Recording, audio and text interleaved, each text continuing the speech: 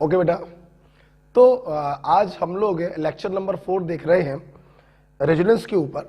Resonance में हम लोगों ने देखा रेजोनेंस दो प्रकार के थे, पाई पाई कंजुगेशन और पाई पी कंजुगेशन। हमने रेजोनेंस कराकर आपको दिखाया कर, ये भी कहा था कि घर पर जाकर इसको खूब प्रैक्टिस कर लीजिएगा, राइट।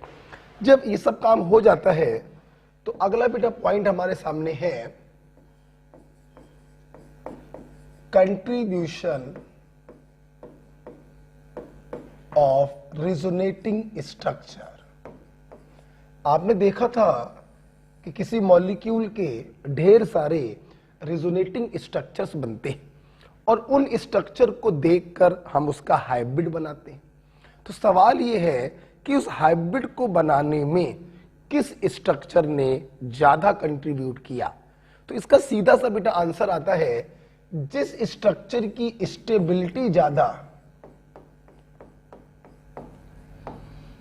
जिस स्ट्रक्चर की स्टेबिलिटी ज्यादा, उस स्ट्रक्चर का कंट्रीब्यूशन भी क्या होता है, ज्यादा। अब सवाल यह है कि हम लोग स्टेबिलिटी को कैसे चेक करें। इसको चेक करने के 3 छोटे छोटे स्टेप होते हैं। हम पहले स्टेप से चेक करेंगे, अगर स्टेबिलिटी चेक हो गई तो आगे के स्टेप को बेकार छोड़ देंगे। अगर पहले स्टेप से स्टेबिलिटी चेक नहीं होती है तो दूसरे स्टेप से चेक करेंगे। दूसरे स्टेप से मान लो आंसर आ गया तो तीसरे स्टेप को छोड़ देंगे। अगर दूसरे से आंसर नहीं आया तो तीसरे स्टेप से चेक करेंगे। तो सीक्वेंसली चेक करते हैं, ठीक है। तो देखो बेटा, पहला स्टेप क्या था। पहला बेटा स्टेप होता है non polar species are more stable than polar species। species बोलो या रेजोनेटिंग स्ट्रक्चर बोलो, ठीक है। Non polar resonating structure are more stable than polar resonating structure. लीजिए हम रेजोनेटिंग स्ट्रक्चर कर दे रहे हैं, ठीक है। Non polar resonating structure are more stable than polar resonating structure. For example ये दिया और इसका एक स्ट्रक्चर हमने ये बनाया। हमने आपसे पूछा बताइए इन दोनों में ज्यादा स्टेबल कौन होगा। तो ये नॉन पोलर है, वो पोलर है, तो one is more stable then second. Okay, अच्छा, मैं अपने स्टूडेंट से ये भी पूछना चाहूंगा कि फर्स्ट से सेकेंड वाला बना कैसे होगा। आपने इस पाई इलेक्ट्रॉन को इस पे ट्रांसफर कराया होगा तो ये वाला स्ट्रक्चर बन गया होगा। तो non polar structure are more stable than polar resonating structure, ठीक है। अगर पहले स्टेप से कंपेयर ना हो पाए तो हम लोग दूसरे स्टेप पे जाएंगे, लिखेंगे more number of covalent bond more stable is that resonating structure. जिन रेजोनेटिंग स्ट्रक्चर में बॉन्डों की संख्या ज्यादा होती है उनका स्टेबिलिटी भी ज्यादा होता है। पहले नॉन पोलर से चेक करेंगे और फिर बॉन्डों की संख्या से चेक करेंगे। जैसे मान लीजिए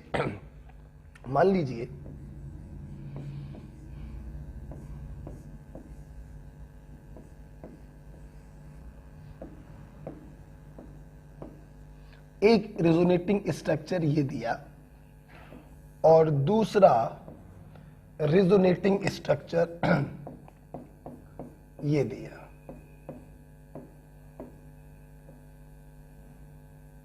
और हमने आपसे पूछा इन दोनों रेजोनेटिंग स्ट्रक्चर में आपको बताना है ज्यादा स्टेबल कौन होगा। देखिए, सबसे पहले तो पहले स्टेप से देखेंगे नॉन पोलर वाले से। ये भी पोलर है, ये भी पोलर है। पहले स्टेप से स्टेबिलिटी कंपेयर नहीं हो पाई, अब हम लोग चेक करेंगे दूसरे स्टेप से। यहां पर 3 बॉन्ड है, यहां पर 4 बॉन्ड है, इसलिए सेकंड वाले की स्टेबिलिटी फर्स्ट वाले से ज्यादा होगी। राइट बेटा? तो सबसे पहले स्टेप से चेक करते हैं, अगर उससे आंसर ना आ पाए तो दूसरे स्टेप से चेक करते हैं। मैं अपने स्टूडेंट से यह भी पूछना चाहूंगा कि पहले से दूसरा बनाया कैसे होगा। तो आपने इन लोन पेयरों को यहां पे पटका डीलोकलाइज करवाया तो ये वाला स्ट्रक्चर बन गया होगा, डबल से हो जाएगा ट्रिपल। ये लोन पेयर यहां डीलोकलाइज हो गया, इस पर आ गया पॉजिटिव और इसका पॉजिटिव चार्ज खत्म हो गया। ओके, देखिए बेटा होता क्या है, ये जो कार्बोकेटाइन होता है sp या sp2 हाइब्रिडाइज होता है, तो इसके पास एक वैकेंट p ऑर्बिटल होता है और इसका वैकेंट p ऑर्बिटल इसके फुल फिल्ड p ऑर्बिटल से ओवरलैप कर जाता है और ये बॉन्ड डबल से ट्रिपल हो जाता है। क्लियर? तो ये रेजोनेंस कैसे हुआ है, हमने इस लोन पेयर को यहां पे डीलोकलाइज कराया है और ये स्ट्रक्चर बन गया है। तो वहां पे बॉन्डों की संख्या ज्यादा है, इसलिए उसकी स्टेबिलिटी भी ज्यादा होगी। ठीक है? तो पहला स्टेप, फिर दूसरा स्टेप। अब मान लो दूसरे स्टेप से भी कंपैरिजन नहीं हो पाया, तो हम लोग जाते हैं तीसरे स्टेप की तरफ, that is like bear like. Okay, जो जैसा होता है वो वैसे चार्ज को बर्दाश्त करता है। ये वाला पॉइंट हम आपको पहले भी इंडक्टिव इफेक्ट में समझा चुके हैं कि इलेक्ट्रोनेगेटिव पर नेगेटिव चार्ज होगा तो वो स्टेबलाइज होगा, लेकिन इलेक्ट्रोनेगेटिव पर अगर पॉजिटिव चार्ज होगा तो वो डी स्टेबलाइज होगा। Like bear like. ओके, आप जानते हो बेटा, अगर तीसरे स्टेप से भी काम ना हो पाए, आंसर ना आ पाए, तो हम लोग चौथे स्टेप की तरफ जाते हैं और चौथा स्टेप है same charges far apart. Same charges, like charges, plus plus या माइनस माइनस दूर होने चाहिए। बहुत ही सिंपल सा इसका रीजन है कि जितने दूर होंगे फोर्स ऑफ रिपल्सन उतना कम होगा और रिपल्सन जितना कम होगा स्टेबिलिटी उतनी ज्यादा होगी।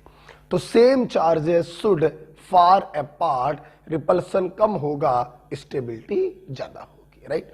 तो ये 4 बेटा सिंपल से स्टेप होते हैं कंट्रीब्यूशन ऑफ रेजोनेटिंग स्ट्रक्चर को चेक करने के। सबसे पहले बोलिए नॉन पोलर पोलर, फिर बोलिए बॉन्डों की संख्या, फिर बोलिए लाइक बियर लाइक, और फिर बोलिए same charges far apart. Okay, अगर आपको ये चारों स्टेप क्लियर है, सिक्वेंसली ध्यान रखिएगा, सिक्वेंसली लगाते हैं। तो आइए पहले नीट का एक क्वेश्चन कर लेते हैं।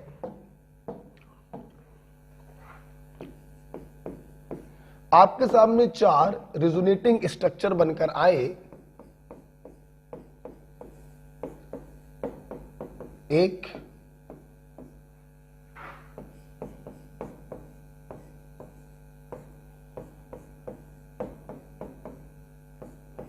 दो,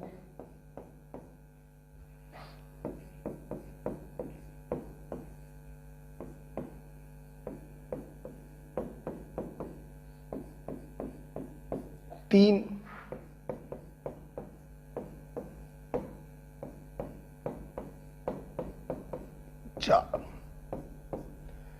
चार रेजोनेटिंग स्ट्रक्चर बनकर आए हैं और आपसे स्टेबिलिटी ऑर्डर इनका पूछा गया बहुत ही आराम से। सबसे पहले देखेंगे नॉन पोलर। पोलर चार्ज है, पोलर चार्ज है, पोलर चार्ज है, ये नॉन पोलर है, तो पहले वाले की स्टेबिलिटी सबसे ज्यादा होगी। ठीक है, फिर हम लोग देखेंगे पहले वाले स्टेप से ये मोस्ट स्टेबल आ गया, लेकिन ये कंपेयर नहीं हो पाए। अब इन तीनों को सेकंड स्टेप से चेक करेंगे, जहां पर बॉन्डों की संख्या ज्यादा वहां पर स्टेबिलिटी ज्यादा।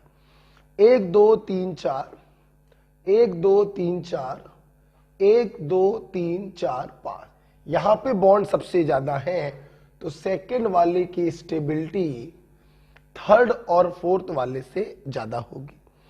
थर्ड और फोर्थ वाले को सेकंड स्टेप से कंपेयर नहीं कर पाए तो थर्ड स्टेप के पास जाएंगे, लाइक बियर लाइक।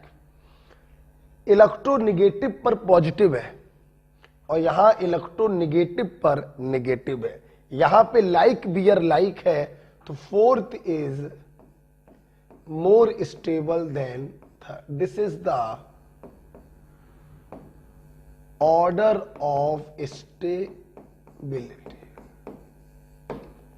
ओके, तीसरे स्टेप से पूरा कंपैरिजन हो गया, तो चौथे स्टेप पर जाने की कोई जरूरत नहीं। मैंने आपको 4 स्टेप बता जरूर दिए हैं। सच्चाई यह है कि तीसरे स्टेप पर most of the question solve हो जाते हैं, पक्की बात है। कभी कभार हमें चौथे स्टेप की जरूरत पड़ती है, अदरवाइज थर्ड स्टेप तक काम हो जाता है। ठीक है, इसको लिख लीजिएगा। फिर एक दूसरा क्वेश्चन कराते हैं जो आप करके दिखाइएगा।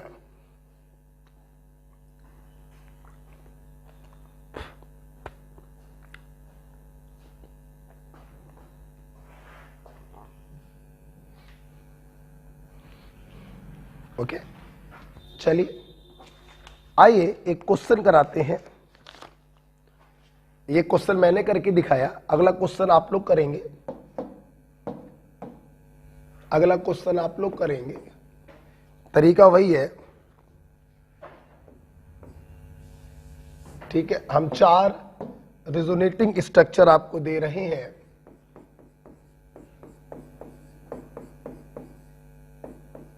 एक,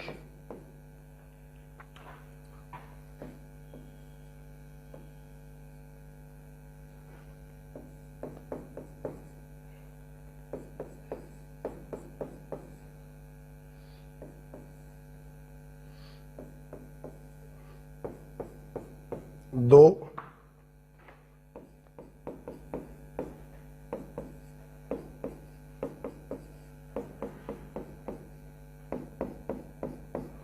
तीन,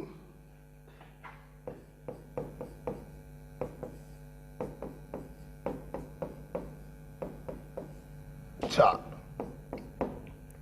वीडियो को पॉज करिए और पॉज करने के बाद अपने मन से कर कर देखिएगा। मैं ऑनलाइन में समय बर्बाद बगैर किए हुए सीधे सॉल्व करने जा रहा हूं। ठीक है, आइए बिना समय को बर्बाद किए हुए। ठीक है, क्योंकि इससे फायदा ये मिल जाता है कि वीडियो का ड्यूरेशन छोटा हो जाता है, तो लोड होने में आसानी रह जाती। ठीक है, तो आप पॉज करके उस सवाल को करिएगा। ठीक है, देखिए पहला स्टेप है non polar are more stable. Polar polar polar polar, पहले स्टेप से कंपैरिजन नहीं हो पाया, हम दूसरे स्टेप के पास गए। More covalent bond more stable is that resonating structure. 2 2 4। देखो बेटा, जो बॉन्ड दिखाई पड़ा करे उन्हीं को देखा करो, जो बॉन्ड दिखाई नहीं पड़ रहे हैं जबरदस्ती उनके अंदर घुसने की कोई जरूरत नहीं होती है। ठीक है, 2 2 4, 3 और 1 4, 2 और 1 3, 2 और 1 3। सेकेंड स्टेप से ये क्लियर हो गया कि first and third is more stable than second and fourth. First and third is more stable than second and fourth. ठीक है, अब फर्स्ट और थर्ड को कंपेयर करना है, सेकंड और फोर्थ को कंपेयर करना। तो तीसरे स्टेप के पास जाएंगे, लाइक बियर लाइक। देखिए पॉजिटिव के पॉइंट ऑफ व्यू से दोनों सेम, इलेक्ट्रोनेगेटिव पर नेगेटिव, इलेक्ट्रो पॉजिटिव पर नेगेटिव। तो लाइक बियर लाइक, तो पहला वाला मोर स्टेबल देन तीसरा वाला। दूसरे और चौथे को कंपेयर करने के लिए भी लाइक बियर लाइक के पास जाइए। इलेक्ट्रोनेगेटिव पर नेगेटिव, इलेक्ट्रोनेगेटिव पर positive, less stable more stable, दूसरा वाला मोर स्टेबल देन चौथा वाला। This is the order of stability. Okay, मैंने कहा था ना तीसरे स्टेप से हमारे काम हो जाते हैं, हमें चौथे स्टेप पे जाने की जरूरत नहीं पड़ती। ओके, तो लिख लीजिए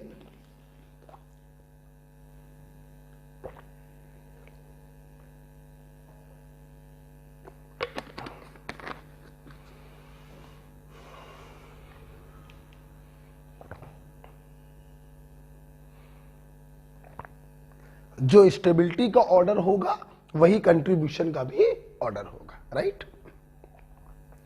चलिए बेटा हटाते हैं इसको। ओके, तो कंट्रीब्यूशन ऑफ रिजोनेटिंग स्ट्रक्चर पढ़ने के बाद हम लोग बेटा आगे बढ़ेंगे फ्यू पॉइंट।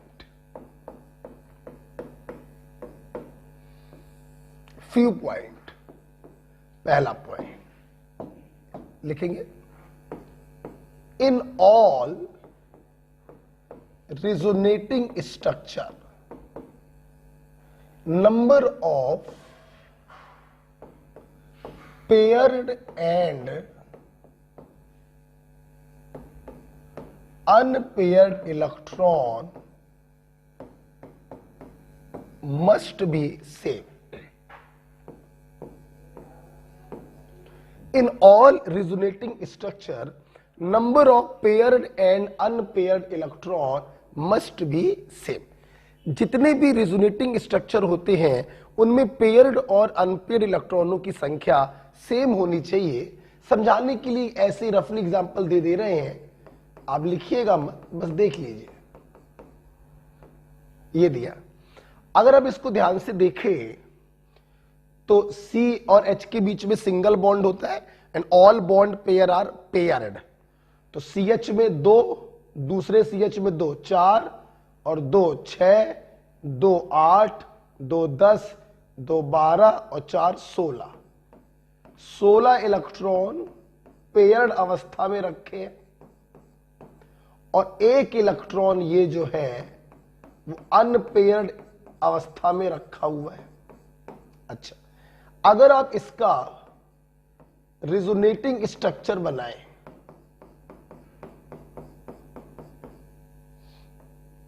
अगर आप इसका रिजोनेटिंग स्ट्रक्चर बनाएं तो आप देखिए 2 2 4 2 6 2 8 2 10 2 12 4 16, अभी भी 16 इलेक्ट्रॉन पेयर्ड हैं और एक इलेक्ट्रॉन अनपेयर्ड है।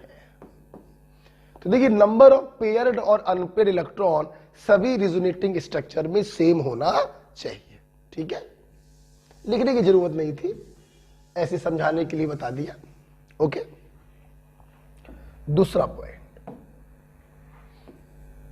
देखिए बेटा, जैसा कि आपको मालूम है, ये बात मैं कई बार बता चुका हूं, जब भी हम लोग रिजोनेटिंग स्ट्रक्चर बनाते हैं ऑक्टेट रूल का वायलेशन नहीं होना चाहिए। Octet rule not violated.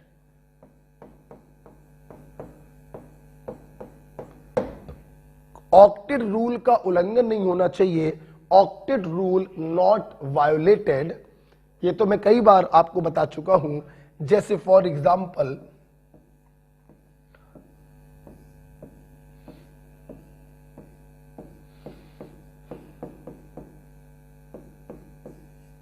Anilinium ion,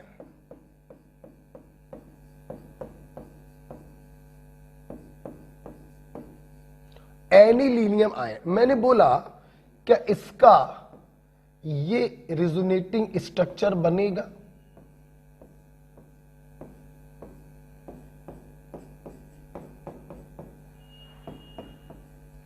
क्या इसका ये रिजोनेटिंग स्ट्रक्चर बनेगा? तो कभी कभी बच्चे सोचते हैं कि बिल्कुल बनेगा, क्योंकि एक एटम जिसपे पॉजिटिव चार्ज दूसरे जुड़ा सिंगल से, दूसरे और तीसरे के बीच में डबल बॉन्ड, डबल हो जाएगा सिंगल, सिंगल हो जाएगा डबल और चार्ज पहले से पहुंच जाएगा तीसरे के पास। लेकिन अगर आप ये सोच रहे हैं तो ये बिल्कुल गलत सोच रहे हैं। ये पॉजिटिव चार्ज रिजोनेंस में पार्टिसिपेट नहीं करेगा। क्यों? जब ये रिजोनेंस में गया तो नाइट्रोजन के ऑक्टेट रूल का उल्लंघन हो गया। इसके वैलेंस सेल में 3 और 2 5, 5 दूनी 10 इलेक्ट्रॉन हो गए, जो पॉसिबल नहीं है। तो ध्यान रखिएगा, एनिलीनियम का ये जो पॉजिटिव चार्ज होता है ये रिजोनेंस में पार्टिसिपेट नहीं करता, क्योंकि ऑक्टेट रूल का उल्लंघन नहीं होना चाहिए। ओके बेटा, okay. Next point, next point,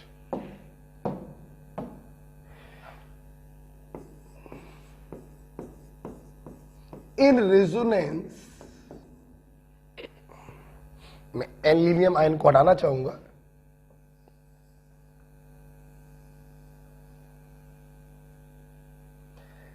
In resonance, only electronic arrangement changes.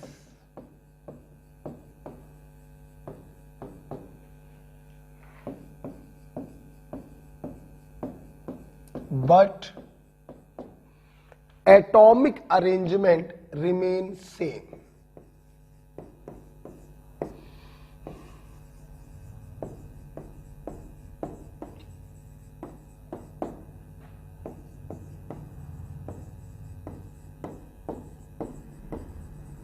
Bracket में a difference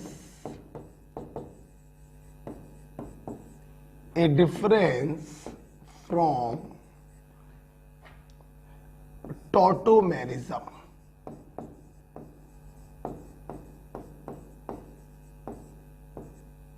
देखिए, जैसे कि आपको मालूम है कि जब भी बेटा हम लोग रेजोनेंस कराते हैं, हम लोग से बेटा इलेक्ट्रॉनों की उठापटक कराते हैं। क्या एटमों की उठापटक हम लोगों ने कराई थी? नहीं। मतलब रेजोनेंस में सिर्फ इलेक्ट्रॉनों का अरेंजमेंट चेंज होता है, एटमों के अरेंजमेंट पे कोई फर्क नहीं पड़ता। जबकि बेटा टॉटोमेरिज्म एक ऐसा पॉइंट है जहां पे इलेक्ट्रॉनों का अरेंजमेंट भी चेंज हो जाता है और एटमों का अरेंजमेंट भी चेंज हो जाता है। तो this is a major difference between resonance and tautomerism.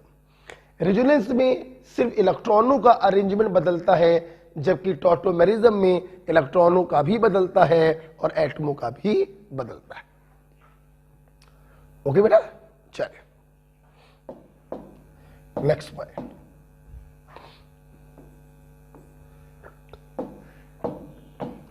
Resonance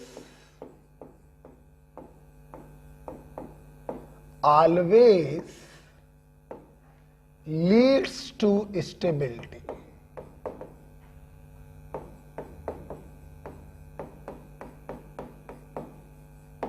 resonance बेटा हमेशा मॉलिक्यूल की स्टेबिलिटी बढ़ाने का काम करता है, क्योंकि जब भी बेटा रेजोनेंस होता है, रेजोनेंस एनर्जी इन्वॉल्व होती है और रेजोनेंस एनर्जी को हम लोग एनर्जी ऑफ स्टेबलाइजेशन कहते हैं।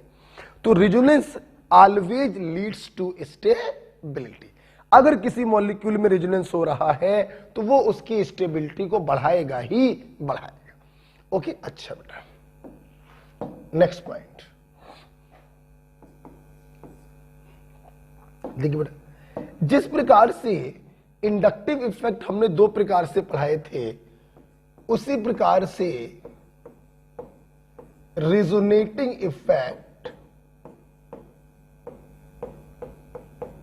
भी दो प्रकार के होते हैं।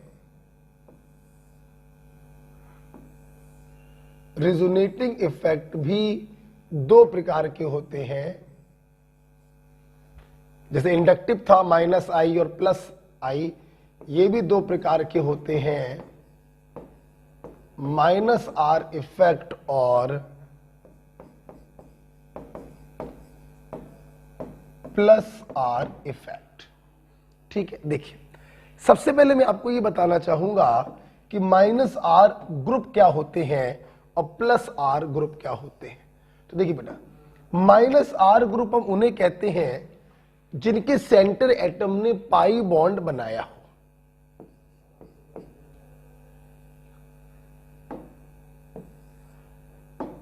Those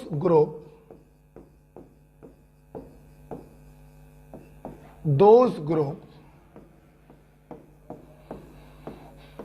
whose center atom have pi bond, ऐसे ग्रुप जिनके सेंटर एटम ने पाई बॉन्ड बनाया हो उन्हें -R ग्रुप कहा जाता है। जैसे नाइट्रो, आप देखिए नाइट्रो में N ने पाई बॉन्ड बनाया है सेंटर एटम ने। साइनाइड, कार्बन ने पाई बॉन्ड बनाया है। CHO, कार्बन ने पाई बॉन्ड बनाया। COOH, कार्बन ने पाई बॉन्ड बनाया। और बेटा CH3। CH3 में कार्बन ने पाई बॉन्ड तो नहीं बनाया, मतलब ये कॉमन रूल को फॉलो नहीं कर रहा, फिर भी बेटा ये -R ग्रुप होता है और इसको हम लोग एक्सप्लेन करेंगे via reverse hyper conjugation. Okay, तो CH3 is a -R group explained bye reverse hyper conjugation. जब हाइपर कंजुगेशन आपको पढ़ाएंगे तो वहां पर इसको दिखाएंगे। तो ऐसे ग्रुप जिनके सेंटर एटम ने पाई बॉन्ड बनाया होता है हम लोग उन्हें -R ग्रुप कहते हैं। बात करते हैं +R ग्रुप क्या होते हैं। दोज ग्रुप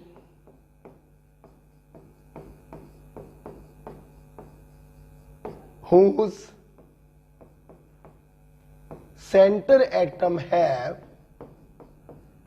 lone pair और नेगेटिव चार्ज। जिनके सेंटर एटम पे लोन पेयर या नेगेटिव चार्ज होता है हम उन्हें +R ग्रुप कहते हैं। जैसे O- NH2 OR हेलोजन और लास्ट में एल्काइल ग्रुप। कोई भी एल्काइल हो, मिथाइल ले लो या इथाइल ले लो। जैसे बेटा CH3 ने नॉर्मल रूल को फॉलो नहीं किया फिर भी ये -R होता है, explained bye reverse hyper conjugation. वैसे CH3 में देखिए कार्बन पे लोन पेयर नहीं है फिर भी ये +R होता है, एक्सप्लेन्ड बाय हाइपर कंजुगेशन। तो एल्काइल ग्रुपों का जो +R नेचर होता है वो हाइपर कंजुगेशन से एक्सप्लेन होगा। बेटा -R को -M भी कहते हैं और +R को +M भी कहते हैं। मैंने कहा था आपसे लास्ट में रेजोनेंस और मेसोमेरिक इफेक्ट में थोड़ा सा डिफरेंस है, हम बता देंगे। फिलहाल अभी रेजोनेंस बोलो या मेसोमेरिक बोलो एक ही बात है, -R -M +R +M एक ही बात। ओके, तो रिजोनेटिंग इफेक्ट दो प्रकार का, -R और +R। -R ग्रुप कौन से होते हैं? जिनके सेंटर एटम ने पाई बॉन्ड बनाया हो इंक्लूडिंग CH3। और +R कौन होते हैं? जिनके सेंटर एटम पर नेगेटिव चार्ज हो इंक्लूडिंग CH3। इसी के नीचे कंटिन्यू लिखते चले जाएंगे। दूसरा पॉइंट इसी के नीचे लिखेंगे, ठीक है, हटा रहा हूं इसको।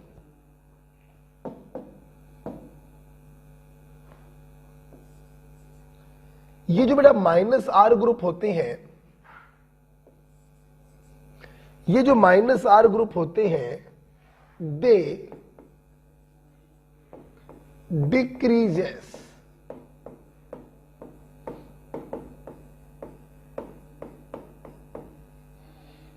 Electron density of benzene ring, hence called electron withdrawing group. -R group जिस पर भी लगाए जाते हैं, मान लो बेंजीन पे लगाया, आप किसी दूसरे अनसैचुरेटेड सिस्टम पर लगा सकते हो। मान लो हमने बेंजीन पर लगाया तो ये बेंजीन के अंदर से इलेक्ट्रॉनों को घसीट लेते हैं, मतलब ये सामने वाले की इलेक्ट्रॉन डेंसिटी को कम कर देते हैं, इसीलिए इनको -R ग्रुप कहते हैं। जबकि +R क्या करेंगे?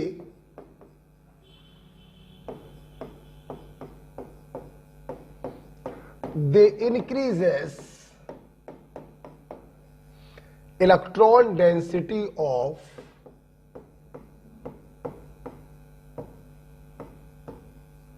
Benzene ring, hence called electron donating group. Clear? ये देखिए एक एग्जांपल से समझाएंगे तो आपको फीलिंग अच्छी आएगी।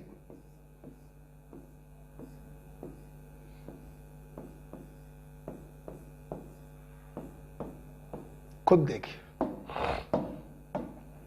देखिए आपने इस -R ग्रुप को बेंजीन से जोड़ा तो डबल सिंगल डबल पाई पाई कंजुगेशन हुआ और इलेक्ट्रॉनों का माइग्रेशन मोर इलेक्ट्रोनेगेटिव ओ की तरफ होगा, तो वो अलग बात है, ये सिंगल हो जाएंगे, ये डबल हो जाएगा, इस पे नेगेटिव आएगा और इस पर क्या आएगा, पॉजिटिव।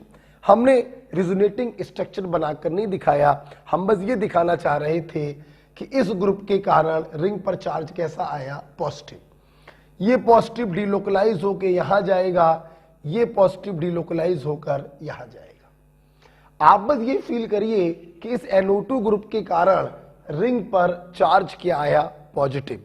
मतलब इलेक्ट्रॉन डेंसिटी क्या हो गई रिंग की, कम, क्योंकि इसने इलेक्ट्रॉनों को बाहर घसीट लिया।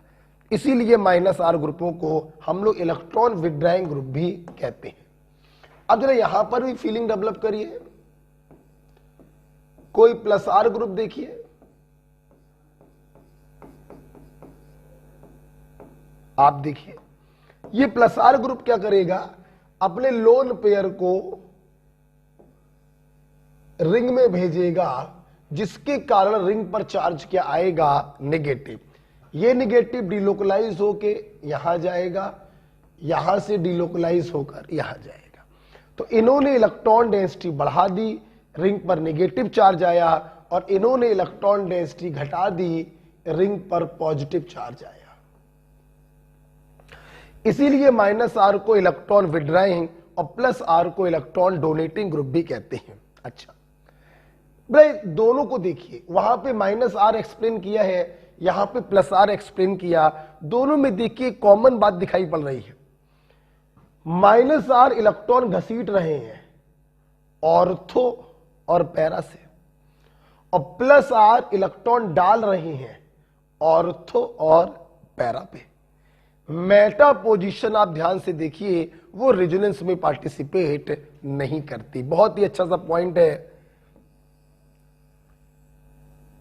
इसके नीचे एक पट्टी लगाकर लिखेंगे,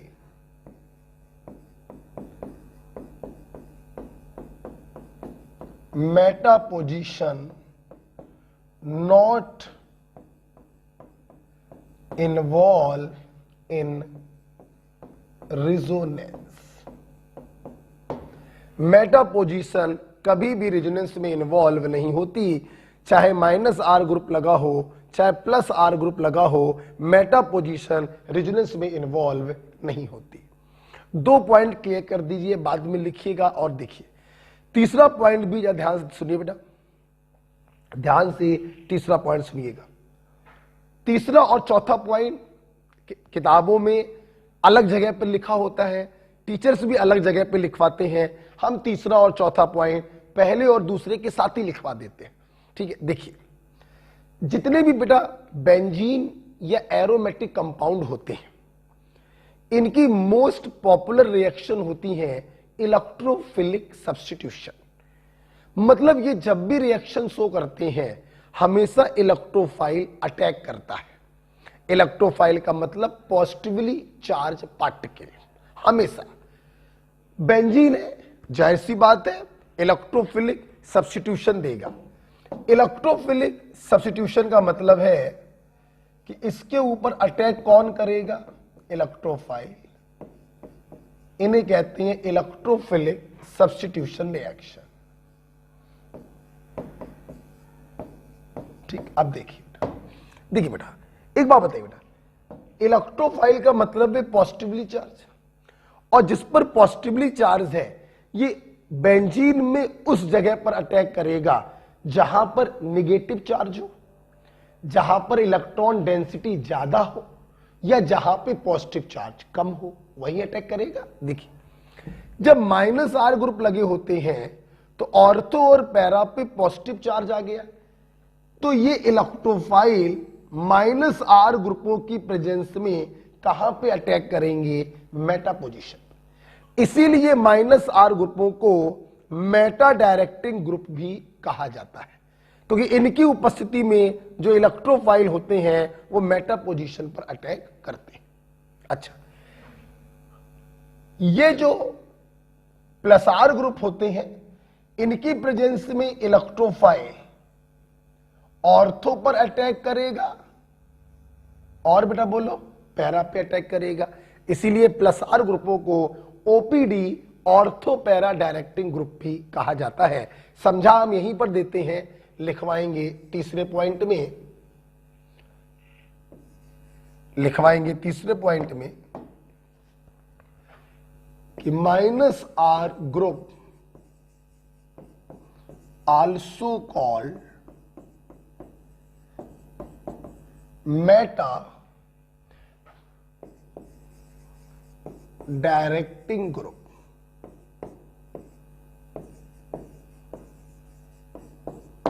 minus R group also called meta directing group, जबकि plus R group also called ortho para directing group.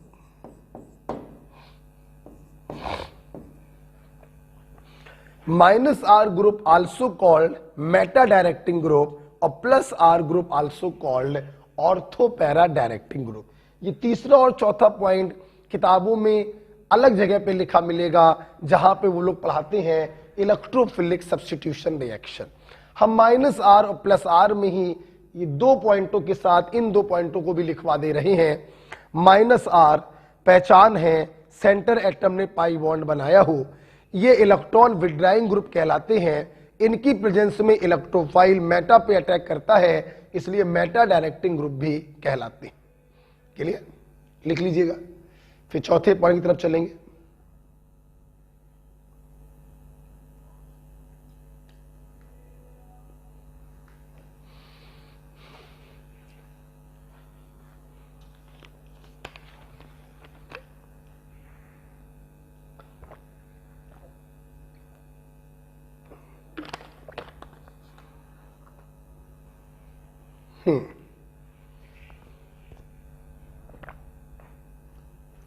अब जरा सभी लोग देखेंगे लास्ट पॉइंट।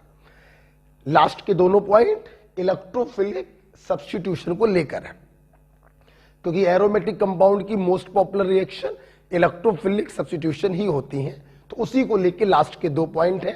पहला पॉइंट हो गया माइनस आर होते हैं मेटा डायरेक्टिंग और प्लस आर होते हैं ऑर्थो पैरा डायरेक्टिंग। अब देखना, जब माइनस आर ग्रुप थे तो रिंग पर चार्ज क्या आया? पॉजिटिव।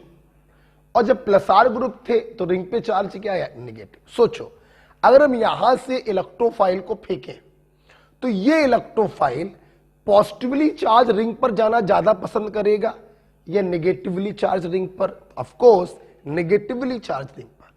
मतलब ये इलेक्ट्रोफाइल इस तरफ मुड़ जाएगा और यहां पे अटैक कर देगा। कहने का मतलब प्लस आर ग्रुपों की उपस्थिति में बेंजीन पर नेगेटिव चार्ज आ जाता है, जिससे इलेक्ट्रोफाइल का अटैक फास्ट हो जाता है। इसीलिए प्लस आर ग्रुपों को रिंग एक्टिवेटिंग ग्रुप भी कहा जाता है, क्योंकि ये बेंजीन की रिएक्टिविटी को बढ़ा देते हैं फॉर इलेक्ट्रोफिलिक सब्स्टिट्यूशन रिएक्शन। जबकि माइनस आर ग्रुपों को रिंग डीएक्टिवेटिंग ग्रुप भी कहा जाता है, क्योंकि ये बेंजीन की रिएक्टिविटी को घटा देते हैं for electrophilic substitution reaction. Okay, तो लास्ट पॉइंट एक इसके नीचे लिखिएगा, एक इसके नीचे लिखिएगा। मैं इसको हटा दे रहा हूं।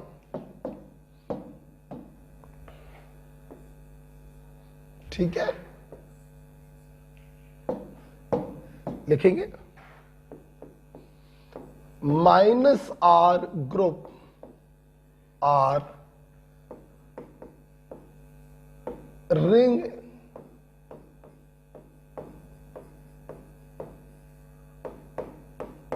deactivating group.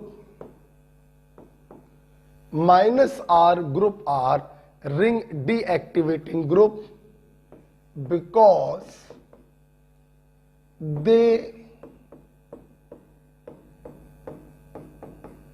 decreases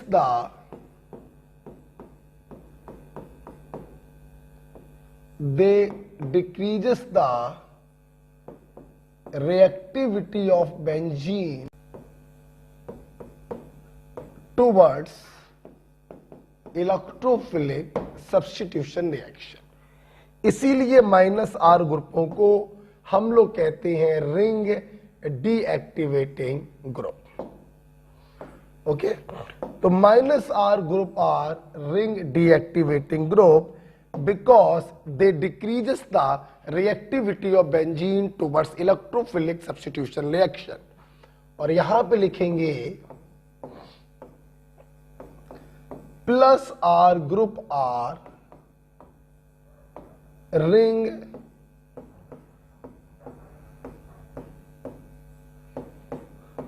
activating group because they increases the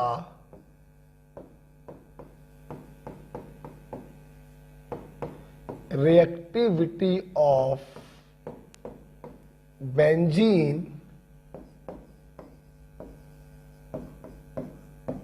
towards electrophilic substitution reaction। तो इन्हें हम लोग कहते हैं रिंग एक्टिवेटिंग ग्रुप। लास्ट के दोनों पॉइंट ध्यान रखिएगा, लास्ट के दोनों पॉइंट रिएक्शन के पॉइंट ऑफ व्यू से है। कौन सी reaction? Electrophilic substitution reaction. Okay, right. चलिए आइए बेटा, मैं कुछ आपको बताना चाहूंगा, फिर आगे बढ़ेंगे। देखिए, देखो -R पाई बॉन्ड होगा, इलेक्ट्रॉन विड्राइंग होंगे, रिंग पर पॉजिटिव चार्ज आएगा, रिंग डीएक्टिवेटिंग होंगे, मेटा डायरेक्टिंग होंगे। +R लोन पेयर होंगे, इलेक्ट्रॉन डोनेटिंग होंगे, रिंग पर नेगेटिव आएगा, रिंग एक्टिवेटिंग होंगे, ऑर्थो पैरा डायरेक्टिंग होंगे। क्लियर? अब सुनना, लास्ट के दो पॉइंट कौन किस पॉइंट ऑफ व्यू से हैं? Reactivity towards electrophilic substitution reaction. ठीक है, देखिए, जब भी बड़ा ये लास्ट के दो पॉइंट हम बताते हैं कि +R group are ring activating, ये रिंग की रिएक्टिविटी को बढ़ाते हैं फॉर इलेक्ट्रोफिलिक सब्स्टिट्यूशन रिएक्शन, और वो घटाते हैं। यहां पर मैं एक पॉइंट यहीं पर बच्चों को बता देता हूं, मैं आगे का वेट नहीं करता हूं। हेलोजन, हेलोजन देखिए बेटा, इसमें कोई संदेह नहीं, हेलोजन +R ग्रुप है, कोई संदेह नहीं, क्योंकि लोन पेयर है। अच्छा, अगर ये +R है तो इनकी उपस्थिति में जो इलेक्ट्रोफाइल अटैक करेगा ऑर्थो पैरा पर आएगा, तो ये ऑर्थो पैरा डायरेक्टिंग है। परंतु अब सुनना, जितने भी +R ग्रुप होते हैं ये बेंजीन में इलेक्ट्रॉनों को भेजते हैं, तो बेंजीन की इलेक्ट्रॉन डेंसिटी बढ़ा देते हैं, तो इलेक्ट्रोफाइल का अटैक तेज हो जाता है। इसीलिए +R ग्रुपों को रिंग एक्टिवेटिंग कहते हैं। परंतु सुन लो मेरी बात, हेलोजन जो होते हैं they are exceptionally ring deactivating group. ये ध्यान रखना, ये ध्यान रखना, रिंग डीएक्टिवेटिंग ग्रुप। ठीक है, क्यों डीएक्टिवेटिंग होते? एक्चुअली आपने इंडक्टिव इफेक्ट में पढ़ा था कि हेलोजन -I होते हैं क्योंकि ये इलेक्ट्रोनेगेटिव है, और अभी अभी पढ़ा कि लोन पेयर है तो ये +R है। देखिए बेटा, वैसे तो सारे इफेक्टों में resonating effect most dominating effect होता है। जो रिजोनेंस करता है उसकी बात को कोई काट नहीं सकता, ना इंडक्टिव, ना इलेक्ट्रोमेरिक और ना हाइपर कंजुगेशन। परंतु हेलोजन इकलौता ऐसा एक्सेप्शनल केस है जहां पर inductive effect is dominating over resonating effect. इकलौता ऐसा केस है हेलोजन जहां पर inductive effect is dominating over resonating effect. इसलिए होता क्या है, ध्यान से देखेंगे, हेलोजन ने अपने +R इफेक्ट के कारण इलेक्ट्रॉनों को अंदर भेजा, लेकिन -I इफेक्ट के कारण इलेक्ट्रॉनों को बाहर घसीटा। चूंकि -I इफेक्ट डोमिनेटिंग था तो बाहर घसीटा ज्यादा, इसलिए रिंग पर ओवरऑल चार्ज क्या आएगा, प्लस, और इलेक्ट्रोफाइल का अटैक स्लो हो जाएगा, इसीलिए इसको कहते हैं रिंग डीएक्टिवेटिंग ग्रुप। तो ध्यान रखिएगा, हैलोजन होता प्लस आर है, इसमें कोई संदेह नहीं, लेकिन रिएक्टिविटी के पॉइंट ऑफ व्यू से ये रिंग एक्टिवेटिंग नहीं, ये रिंग डीएक्टिवेटिंग होता है। ओके बेटा, बात बेटा क्लियर हो रही है? हैलोजन पे ध्यान रखिएगा, प्लस आर है, कोई संदेह नहीं, ऑर्थो पैरा डायरेक्टिंग है, कोई संदेह नहीं, बस संदेह ये है होना चाहिए रिंग एक्टिवेटिंग, लेकिन होता है रिंग डीएक्टिवेटिंग, क्योंकि माइनस आई पावर डोमिनेटिंग होती है, बेंजीन पर ओवरऑल पॉजिटिव चार्ज आता है, इलेक्ट्रोफाइल का अटैक स्लो हो जाता है, इसलिए रिंग डीएक्टिवेटिंग होता है। ओके बच्चा? अच्छा, जब ये डिस्कशन हो जाता है तो अब मैं अपने छात्रों को लिखवाना चाहूंगा ring deactivating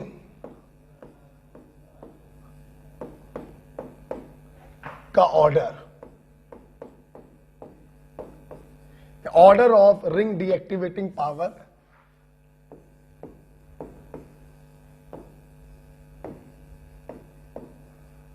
order of ring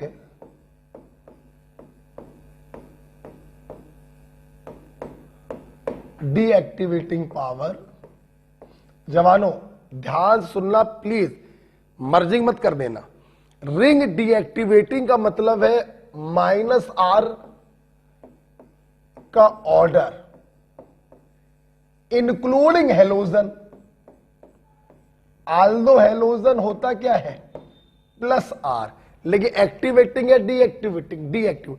तो अगर रिंग डीएक्टिवेटिंग का ऑर्डर लिखेंगे तो सारे माइनस आर आएंगे, इसमें कोई संदेह नहीं, क्योंकि सारे माइनस आर डीएक्टिवेटिंग होते हैं, और लास्ट में आ जाएगा हेलोजन, क्योंकि भले ये प्लस आर होता हो, लेकिन माइनस आई पावर डोमिनेटिंग होने के कारण ओवरऑल बेंजीन पे पॉजिटिव चार्ज आएगा और ये उसकी रिएक्टिविटी को कम कर देगा। ओके, तो देखिए बेटा, रिंग डीएक्टिवेटिंग का जब भी ऑर्डर पूछा जाएगा, लास्ट में हेलोजन आपको लिखना पड़ेगा, माइनस आर के लास्ट में हेलोजन लिखना पड़ेगा।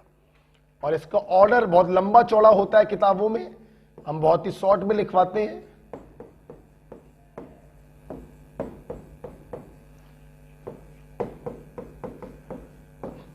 आप ध्यान से देखिए, यहां से लेकर यहां तक सारे माइनस आर के ग्रुप आए हैं। ये माइनस आर का ऑर्डर है, किसका ऑर्डर है, माइनस आर का। और अगर इसी में हम लास्ट में हेलोजन भी लगा दें तो ये रिंग डीएक्टिवेटिंग का ऑर्डर बन जाएगा। तो यही माइनस आर का ऑर्डर है, यही रिंग डीएक्टिवेटिंग का ऑर्डर है। इसको यहां से हटा दीजिए तो ये माइनस आर का ऑर्डर बन जाएगा, और हेलोजन को लगा दीजिए तो रिंग डीएक्टिवेटिंग का ऑर्डर बन जाएगा। हेलोजन में भी ध्यान रखिएगा, fluorine, chlorine, bromine, iodine, fluorine, chlorine, bromine और ये ध्यान। ओके, अब बात करते हैं, मैं फिर से बता दूं, प्लीज कंफ्यूज मत हो जाइएगा। प्लस आर माइनस आर का ऑर्डर पूछेंगे तो हेलोजन थोड़ा यहां रहेगा, हेलोजन तो प्लस आर होता है, इसको हटा दीजिए तो यहां से लेकर यहां तक माइनस आर का ऑर्डर बन गया। और अगर हेलोजन को पीछे डाल दिया तो यहां से लेकर यहां तक रिंग डीएक्टिवेटिंग का ऑर्डर बन गया, क्योंकि माइनस आई डोमिनेटिंग होने के कारण होता तो ये डीएक्टिवेटिंग है, भले ये प्लस आर होता हो, लेकिन होता ये deactivating. Clear? Next, order of ring activating.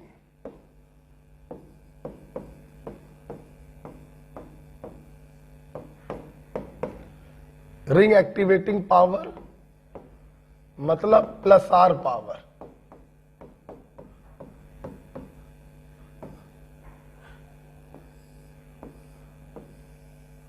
ठीक है,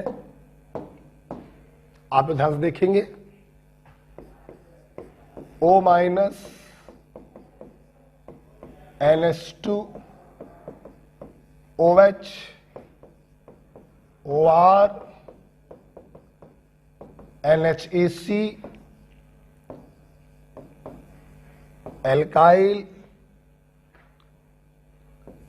और फिनाइल। ओके बेटा, ये बेटा रिंग एक्टिवेटिंग का ऑर्डर होता है और प्लस आर का ऑर्डर। अब देखना बेटा, अगर रिंग एक्टिवेटिंग का ऑर्डर लिखना है तो यहां तक हो गया। अब इसी में अगर प्लस आर का ऑर्डर पूछते, प्लस आर का, तो प्लस आर में हेलोजन भी होता तो इसके पीछे क्या आ जाता है, हेलोजन आ जाता। क्लियर बेटा, मतलब कुछ नहीं होगा। देखिए, रिंग डीएक्टिवेटिंग का ऑर्डर ये पूरा है और रिंग एक्टिवेटिंग का। अब अगर सवाल आता माइनस आर का ऑर्डर और प्लस आर का ऑर्डर बताओ, तो कुछ नहीं, हेलोजन यहां से हटता और यहां पर पीछे चला जाता, दैट्स इट। तो माइनस आर का ऑर्डर यहां से यहां तक बनेगा और प्लस आर का ऑर्डर यहां से यहां, और इसको भी लगा देंगे इसके पीछे। क्लियर। और रिंग डीएक्टिवेटिंग और रिंग एक्टिवेटिंग का पूछोगे तो हेलोजन चूंकि अपवाद है, प्लस आर होने के बावजूद भी डीएक्टिवेटिंग होता है, तो हेलोजन को प्लस आर से उठाकर माइनस आर में सबसे पीछे लगा देना, तो डीएक्टिवेटिंग और एक्टिवेटिंग का ऑर्डर आ जाएगा। कहने का बस मतलब समझो, जो ऑर्डर माइनस आर का है वही डीएक्टिवेटिंग का है, जो ऑर्डर प्लस आर का है वही एक्टिवेटिंग का है। सिर्फ बदतमीजी है हेलोजन के साथ, जो प्लस आर में होने के बावजूद भी डीएक्टिवेटिंग होता है। क्लियर। चले, ओके। तो इस प्रकार से आप लोगों ने माइनस आर और प्लस आर इफेक्ट को भी हमसे सीखा, राइट। हटाते इसको।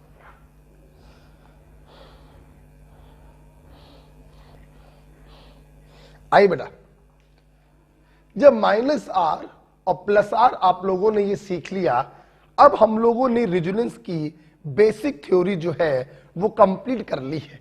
अब हम इसको एक स्टेप आगे लेकर जाना चाहेंगे। हटाते हैं इसको। ओके, तो एक बार सभी बच्चे सामने देखेंगे। रेजोनेंस के बारे में मैंने आपको बस ये पढ़ाया है,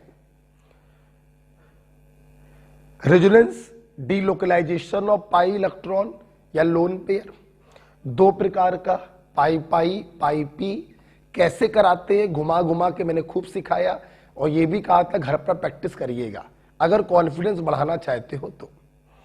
उसके बाद हम लोगों ने कंट्रीब्यूशन ऑफ रेजोनेटिंग स्ट्रक्चर पढ़ा, उसके बाद हम लोगों ने कुछ बातें पढ़ी, लास्ट में हम लोगों ने रेजोनेटिंग इफेक्ट पढ़े, दो प्रकार के, minus R plus R. Halogen की बदतमीजी भी देखी, प्लस आर होने के बावजूद भी रिंग डीएक्टिवेटिंग होता है। ठीक है, आप देखिए। अब बेटा हम लोग पढ़ने जा रहे हैं application.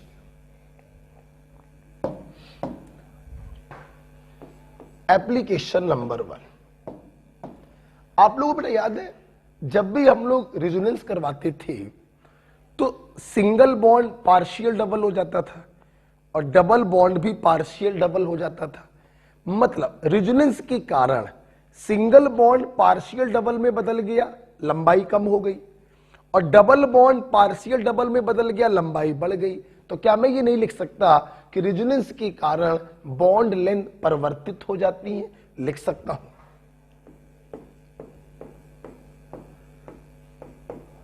Resonance alters the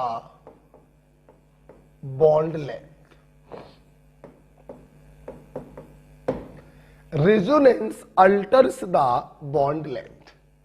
alter का मतलब चेंज करता है, सिंगल बॉन्ड को छोटा कर देता है, डबल बॉन्ड को बड़ा कर देता है। ओके, जैसे जैसे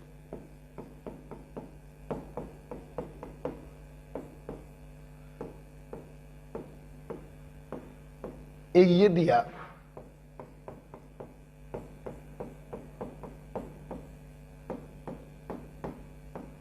एक ये दिया,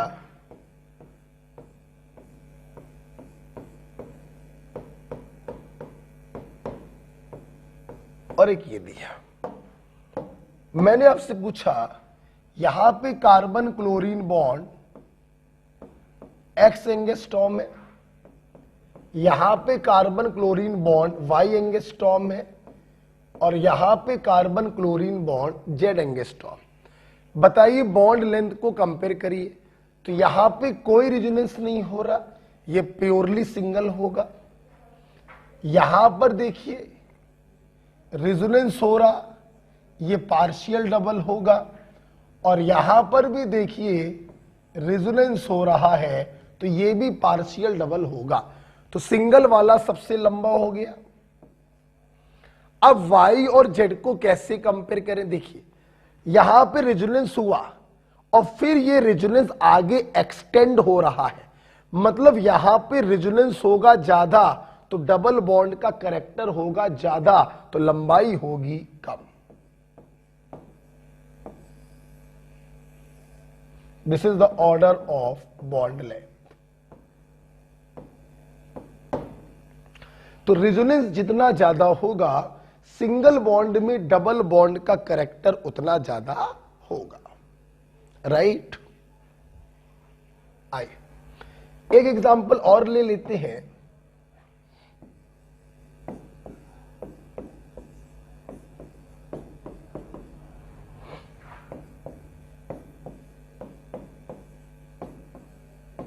ये दिया, मैंने बोला ये वाला बॉन्ड ए एंगस्ट्रॉम है, CO बॉन्ड, ये CO बॉन्ड बी एंगस्ट्रॉम है, ये CO बॉन्ड डी एंगस्ट्रॉम है, और ये CO बॉन्ड ई एंगस्ट्रॉम है। आपसे इनका ऑर्डर ऑफ बॉन्ड लेंथ पूछा। देखिए देखिए बेटा, यहां पर रेजोनेंस तो हो ही रहा है, ये इधर ये इधर। जब रेजोनेंस हुआ अगर आप ध्यान से देखें, ये दोनों स्ट्रक्चर जो बने हैं ये इक्विवेलेंट रेजोनेटिंग स्ट्रक्चर बने हैं। जो स्ट्रक्चर ये है वही स्ट्रक्चर ये। ऐसे मॉलिक्यूल जिनमें रेजोनेंस कराने पर इक्विवेलेंट रेजोनेटिंग स्ट्रक्चर बनते हैं, ऐसे मॉलिक्यूल की स्टेबिलिटी रेजोनेंस के कारण बहुत बढ़ जाती है। ये मॉलिक्यूल हाईली रेजोनेंस स्टेबलाइज हो रहा है due to formation of equivalent resonating structure, जिसके कारण मेरे पास थोड़ी जगह नहीं है। अगर इन दोनों का आप हाइब्रिड देखेंगे तो कैसे बनाएंगे, मैं ऊपर बना रहा हूं। आप देखिए बेटा, इसका जो हाइब्रिड बनेगा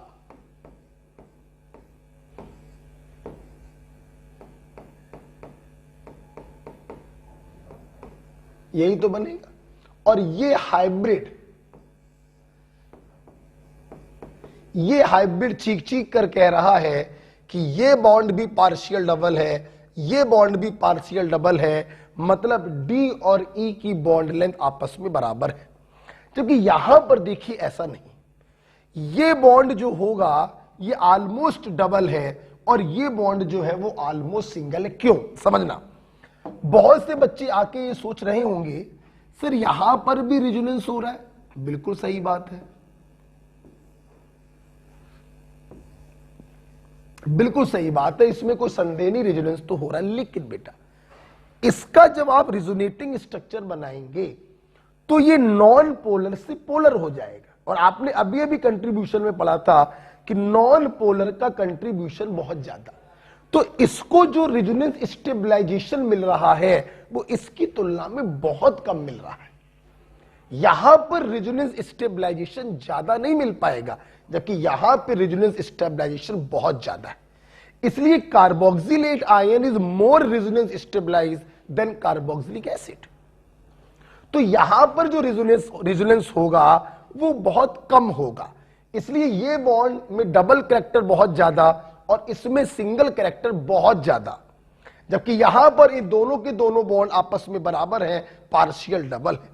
इसलिए आप देखिए तो यहां पर ये ऑलमोस्ट सिंगल होगा, क्योंकि इसमें जो रेजोनेंस होगा वो ना के बराबर है और यहां पर रेजोनेंस बहुत ज्यादा है, तो ये बॉन्ड ऑलमोस्ट सिंगल सबसे लंबा, ये बॉन्ड ऑलमोस्ट डबल तो सबसे छोटा, और ये दोनों पार्शियल डबल हो गए आपस में बराबर। Order of bond length. Okay, ये बॉन्ड क्या हो गया? Almost single. ये होगा ऑलमोस्ट डबल, और ऑफ कोर्स ये होंगे बिल्कुल बराबर पार्शियल डबल। ओके बेटा, तो इस प्रकार से हम लोगों ने ये रेजोनेंस का पहला एप्लीकेशन देखा कि resonance altars the bond length. Okay, ठीक है। अच्छा, अब हम लोग जा रहे हैं रेजोनेंस का दूसरा एप्लीकेशन पढ़ने, जो एक क्वेश्चन के रूप में हम बच्चों को करा देते हैं।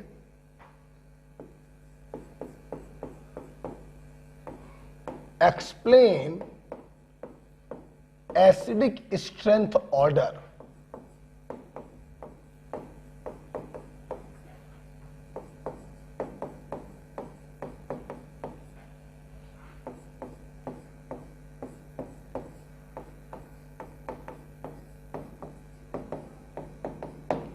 याद करिए, इंडक्टिव इफेक्ट में ऑर्डर लिखवाया था, सल्फोनिक एसिड सबसे ज्यादा एसिडिक होते हैं, उससे कम कार्बोक्सिलिक, उससे कम फिनॉल और उनसे कम एल्कोहल। आज आप लोग ये ऑर्डर एक्सप्लेन कर सकते हैं with the help of resonance. आइए देखते हैं, देखिए ये रहा सल्फोनिक एसिड। इसने अपने अंदर से H+ को निकाला,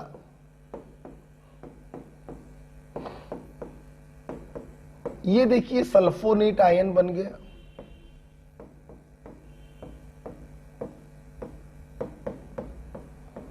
और ये सल्फोनेट आयन जो है, आप देखिए रेजोनेंस स्टेबलाइज हो रहा है। सब लोग सामने देखते रहिए, बाद में लिखिएगा।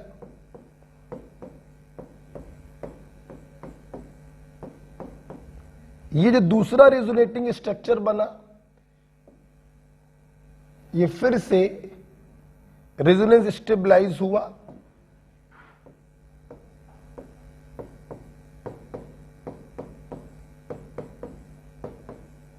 और सबसे खास बात क्या है, सल्फोनेट आयन के जो 3 रेजोनेटिंग स्ट्रक्चर बन रहे हैं, अगर आप ध्यान से देखें तो ये तीनों के तीनों 3 इक्विवेलेंट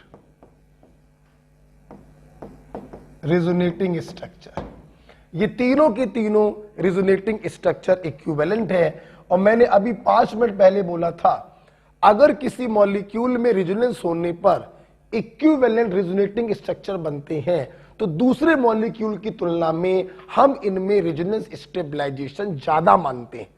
मतलब हम ये बोलेंगे ये कंपैरेटिवली ज्यादा रेजोनेंस स्टेबलाइज हो रही है। ठीक है, अच्छा अब जरा आप देखिए कार्बोक्सिलिक को देखिए,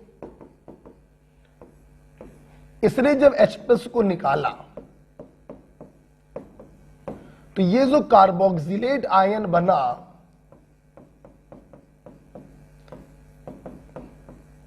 रेजोनेंस स्टेबलाइजेशन तो इसमें भी है, आप देख सकते हैं।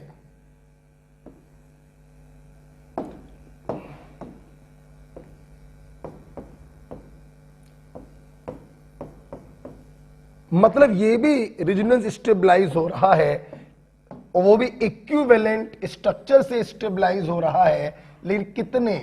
2 इक्विवेलेंट रेजोनेटिंग स्ट्रक्चर। ओके बेटा, मतलब देखिए बेटा, सल्फोनेट ज्यादा रेजोनेंस स्टेबलाइज है तो सल्फोनिक एसिड ज्यादा एसिडिक है। Carboxylate comparatively less resonance stabilise है, carboxylic acid comparatively less acidic है। ओके बेटा, अच्छा अगर हम लोग बात करें, इसी के नीचे फिनॉल की, जगह नहीं है मेरे पास, हम इसी के नीचे फिनॉल को दिखाएंगे। अभी आप ये लिख लीजिए,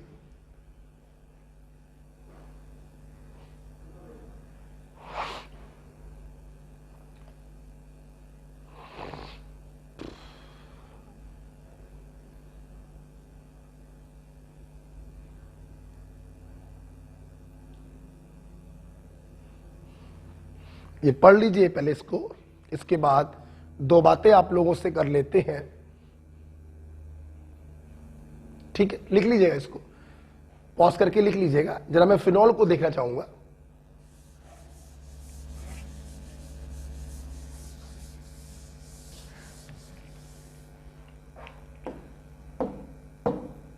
देखना बेटा, अगर हम लोग बात करें फिनॉल की, तो फिनॉल ने भी H+ को रिमूव किया और ये फिनॉक्साइड आयन में बदल गया। फिनॉक्साइड आयन भी रेजोनेंस स्टेबलाइज हो रहा है, लेकिन ध्यान से देखिए इसके इक्विवेलेंट रेजोनेटिंग स्ट्रक्चर नहीं बनेंगे।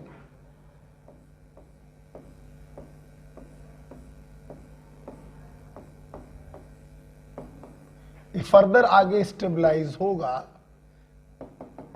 लेकिन आप देखिए फिनॉक्साइड भले कार्बोक्सिलेट की तुलना में ज्यादा रेजोनेटिंग स्ट्रक्चर के द्वारा स्टेबलाइज होगा, लेकिन बेटा जहां इक्विवेलेंट रेजोनेटिंग स्ट्रक्चर बन गए वहां पे स्टेबिलिटी कंपैरेटिवली ज्यादा मानी जाती है। तो यहां पर फिनॉक्साइड रेजोनेंस स्टेबलाइज है, लेकिन कार्बोक्सिलेट की तुलना में कम है, इसलिए कार्बोक्सिलिक की तुलना में फिनॉल की एसिडिक स्ट्रेंथ कम है। राइट बेटा।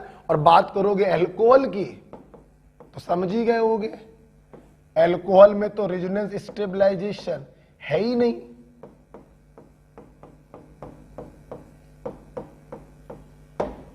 ओके, तो इस प्रकार से देखिए sulfonate, carboxylate, phenoxide, alkoxide.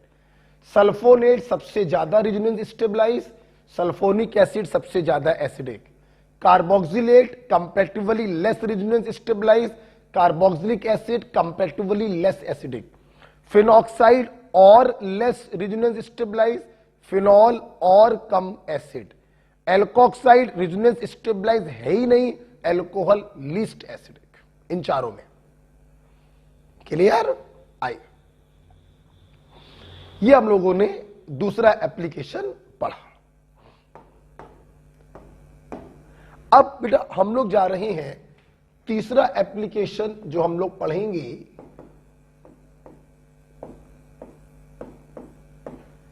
Aromatic compound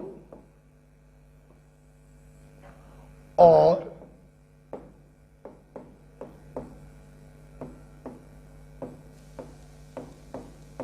anti aromatic compound. ठीक है, इसको बेटा हम लोग नेक्स्ट क्लास में डील करेंगे। R1 बैच में बस यही पॉइंट और पढ़ा दिया है हमने, तो सारे बैचेस बराबर चल रहे हैं। ठीक है, देखिए दो बातें मुझे आपसे करनी थी। दो चार बच्चे बेफालतू में परेशान हो रहे हैं। आपको ऑनलाइन में मैं जितने नोट्स लिखवा रहा हूं बेटा, विश्वास मानिए अगर उतना नोट्स आपने तैयार कर लिया 40+ क्वेश्चन आपके सही होंगे। ये आप लोग समझिए भाग्यशाली हैं कि आपको ऑनलाइन हम टीचिंग दे रहे हैं, जिससे आपको दाएं बाएं की जो बेफजूल बातें हैं हम वो आपकी हटा रहे हैं। उन बेफजूल बातों को पढ़ने का कोई मतलब नहीं। ऑनलाइन स्टूडेंट को बिल्कुल पॉइंट टू पॉइंट वही पॉइंट्स बताए जा रहे हैं जो नीट में वास्तव में आते हैं। बिलीव मानिए, आप हमसे पढ़ रहे हैं, आप हमारे इन नोट्स को तैयार रखिएगा, लास्ट ईयर के नोट्स मत पढ़िएगा। ठीक है, आपके 40+ सवाल सही होंगे अगर आपने मेरे नोट्स पढ़ डाले, मेरी ऑब्जेक्टिव सीट आपने लगा डाली, और ओमेगा में जो टेस्ट सीरीज चल रही है उसके अच्छे से आप पेपर देते रहिए, अपनी कमियों को दूर करते रहिए। 40+ क्वेश्चन सही होने का मेरा आपसे वादा है। नोट्स तैयार होने चाहिए, मेरी ऑब्जेक्टिव सीट मिनिमम 2-3 बार लग जानी चाहिए, और ओमेगा में जो टेस्ट सीरीज चल रही है वो देते रहिए। टेस्ट सीरीज से फायदा क्या मिलता है? अपनी कमियां दूर होती हैं। बहुत से बच्चों का टाइम मैनेजमेंट सही नहीं होता है, वो सही हो जाता है 10-12 टेस्ट दे देकर, है ना। अच्छा, गोले भरने की कमियां दूर हो जाती हैं। बहुत सारी कमियां होती हैं जो टेस्ट सीरीज के माध्यम से दूर हो जाती हैं। ठीक, पॉइंट नंबर 1 हो गया कि जितना हम आपको पढ़ा रहे हैं इतना अच्छे से करिए, 40+ सवाल ठीक होंगे।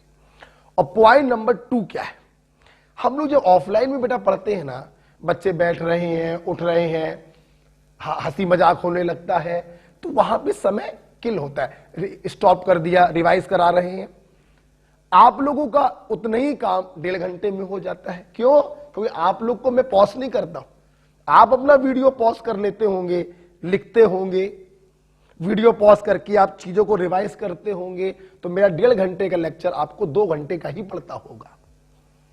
क्लियर बेटा? तो ये आपको बेनिफिट मिल रहा है कहीं ना कहीं, राइट? तो बस ध्यान रखिएगा, मेरा साथ देते रहिएगा, और हम लोग अगली क्लास में पढ़ेंगे एरोमेट्रिक और एंटी एरोमेट्रिक कंपाउंड।